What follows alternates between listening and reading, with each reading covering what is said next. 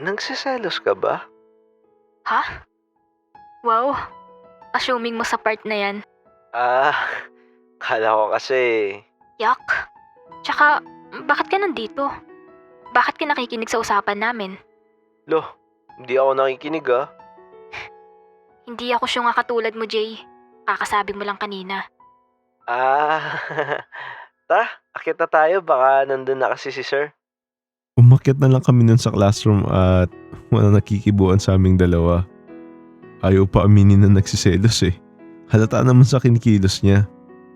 Pero wait, kung tama nga ako na nagsiselos siya, paano naman si Jay na yung boyfriend niya? Pero ako din naman yun eh. Pero kasi ang alam niya magkaiba kami.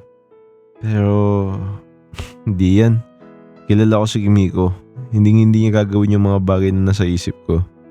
Alam ko din na kaya niya ginawa yun kasi para maging maganda yung image niya sa parents ko. Pagka-uwi ko nun, chinek ko kagad kung nag-chat na basahan si Kimiko. Pero wala. Kimiko, nakauwi na ako. Kumusta school? Matagal siya bago siya nag-reply. Ay, hello. Sorry, ngayon lang nag-reply. Okay naman, wala namang ganap. Ikaw?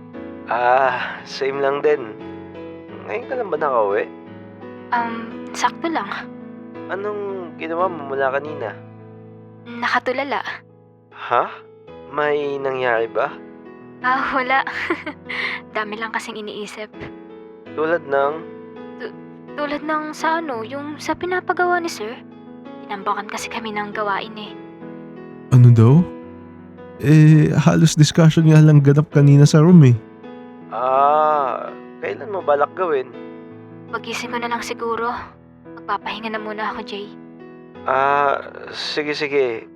I love you. Ay, walang I love you back? Nakakapanibago yun ah. Pero siguro nga pagod lang siya. Hinayaan ko na lang siya magpahinga nun that time.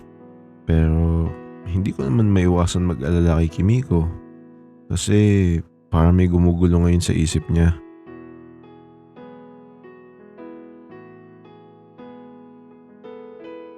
Pagpasok ko nun sa room, hinanap kagad ng mata ko si Kimiko.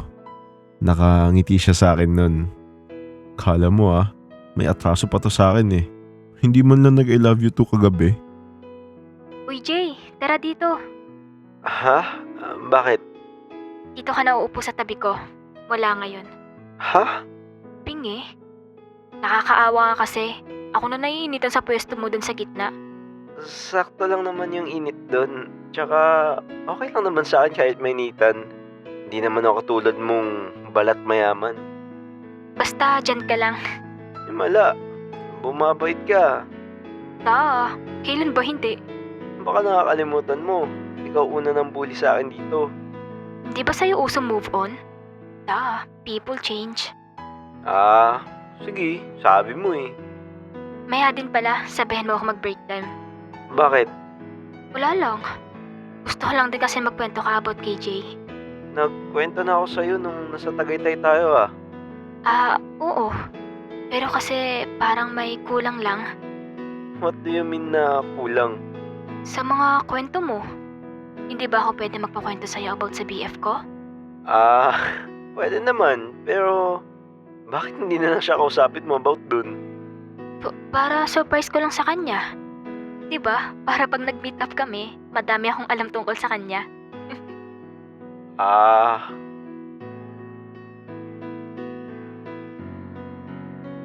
Gusto mo?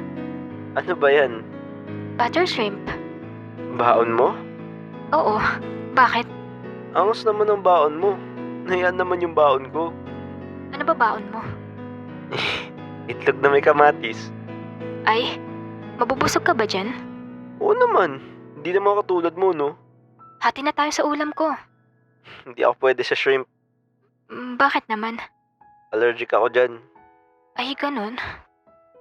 Sige. Bilhan na lang kita sa baba. Ha? Huwag na. Okay naman ako dito. Sure? Oo nga. Ikaw bahala. Tama ba tong narinig ko? Siya bibili ng ulam para sa akin? Nakakatawa lang kasi todo suyo pa din siya sa akin kahit okay naman na kami. Habang tahimik ako na kumakain, napansin ko na nakatitig sa akin si Kimiko. Bakit? Wala. Ah, alam ko naman na gwapo ako pero Wow ha? Saan banda? Baka nakakalimutan mo dahil sa akin kaya naging ganyan itsura mo. di namin mong gwapo ako. Taas ng confidence ha. Biro lang. Alam ko naman na ganun pa din. Walang pinagbago sa itsura ko. Wow, biglang bawi. Pero, totoo din naman. Lumabas din yung totoong itsura mo. Ano daw? Sinasabi mo bang pangit talaga ako noon? Ay, hindi ba? Bully ka talaga kahit kailan. Biro lang.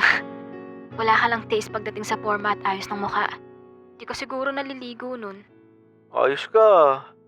Alam ba ng BF mo na ganyan ka makipag-usap sa akin?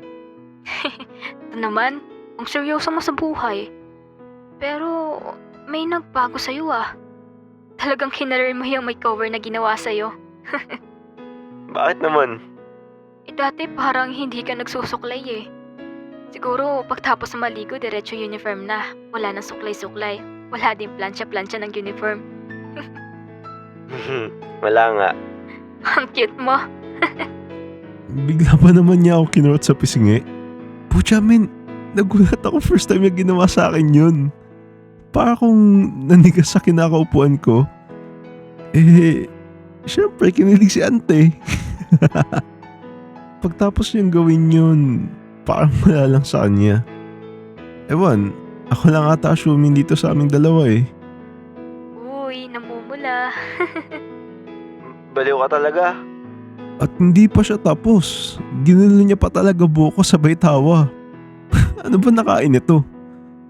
Pero bigla ko naisip na hindi niya pa rin alam na iisa kami ni Jay, yung pinsan ko. Dapat ba akong matuwa o magselos? Masyado na siya nagiging clingy sa Jay na pinsan ko, habang yung Jay naman na BF niya na walang alam. Ewan, hindi ko din alam kung ano maramdaman ko eh. May problema ba? Wala. Bakit? Bigla ka kasi tumahimik. Wala, gutom lang siguro. Nakakain. Jay, pwede favor? Nako, mukhang alam ko na to. Ano yun?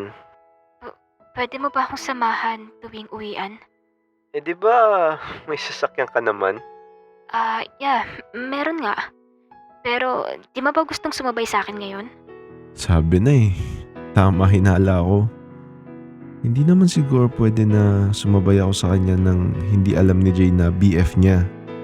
Kahit naiisa lang kami, syempre magsiselos pa din naman ako kasi hindi naman alam ni Kimiko yung totoo. Sorry pero hindi na siguro Kimiko. Bakit? Kimiko, hindi alam ni Jay yung tungkol doon. At saka hanggang doon na lang tayo sa part na nag-uusap tayo tungkol sa pinsan ko. Pero yung magkasabay tayo lagi uuwi, mukhang malabo yun. Kahit ngayon lang? Hindi Kimiko. Sorry. Pero, pwede ko naman siguro ipaalam kay Jay yun. For sure na hindi papayag yun Kimiko. Bakit naman? Hindi pa nga natin natatanong, di ba? Bakit mo ba ako gusto isabay? Kasi... gusto kita, Jay.